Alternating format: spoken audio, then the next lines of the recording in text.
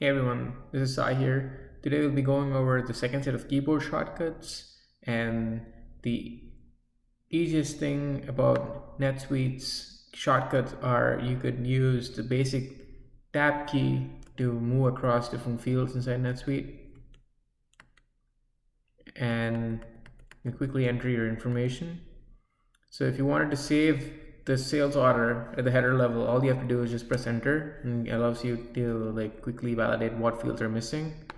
The other easy aspect from a keyboard shortcut standpoint is using spacebar to select or deselect a checkbox. So you could see one thing is this, but in the item field here, you could use basic math calculations. For example, I wanted to make this value 5. Allows me to put in a different amount field. Even though the rate is different, we're adding a custom price due to inflation.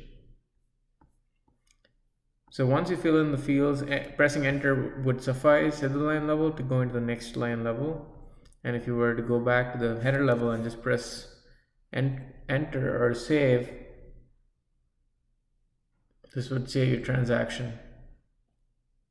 Hope these tips are helpful. Please follow Data Ants if you want more tips and tricks to get started with NetSuite or make your life easier with NetSuite.